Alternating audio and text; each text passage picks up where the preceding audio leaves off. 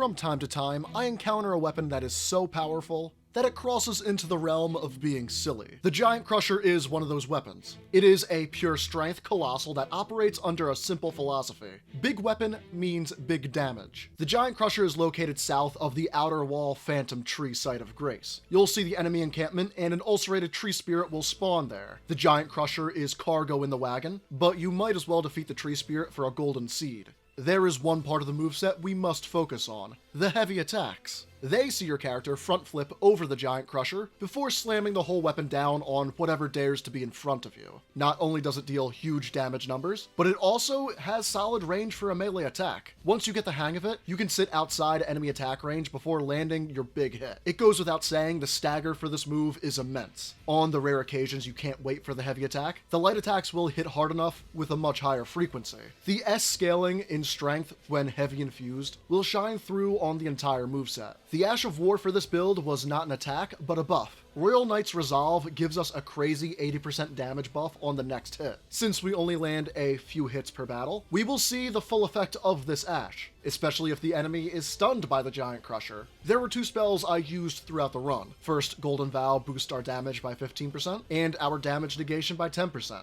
And Flame Grant Me Strength will boost our stamina recovery and physical damage by 20%. These two incantations are once again the best buffs for a melee build that deals physical and or fire damage. The playstyle is simple: use the buffs in descending duration order and win. Start with the Flask, then Golden Vow, then Flame Grant Me Strength, then Royal Knight's Resolve. In some of my fights, I used a Starlight Shard in here to give me more FP throughout the fight, so I knew I had enough for Royal Knight's Resolve, but you can substitute this for a Cerulean Flask instead. I have over 600 of these in my inventory, and I might as well put them to good use. If you can't win with a few R2s, keep buffing your weapon with RKR and select your opportunities for attack carefully. The buff will only last 10 seconds, and you'll need to spend more FP to buff it again should you not hit in that time frame.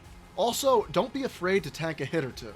This build comes with solid defense and will deliver much more damage than it receives. I asked you all this week, what is your favorite colossal weapon? Because of the stupid amount of damage the Giant Crusher deals, it has secured the top spot in its weapon class for me. And this is coming from someone who adores the Great Club. I imagine many of you agree. For more build and Souls-like videos like this every Friday at 5 p.m. Eastern Time, be sure to like and subscribe to The Jersey Side. The talismans for the build were the Axe Talisman, for better charged heavy attacks, the Two-Handed Sword Talisman, for more damage with the moveset, the Two-Headed Turtle Talisman, for better stamina regeneration, and the Dragon Crest Great Shield, for 20% more physical damage negation. The tiers for the build were the Spiked Crack tier, for better charged attacks, and the Bloodsucking Crack tier, for 20% more damage with health drain, or the Opaline Hard tier, for 15% more damage negation for the longer fights. Our stats at RL 170 were 60 Vigor, 20 Mind for multiple Ash of War uses, 40 Endurance, since this weapon weighs a lot, 75 Strength, as the weapon scales off the stat and requires 60 to use, and 25 Faith.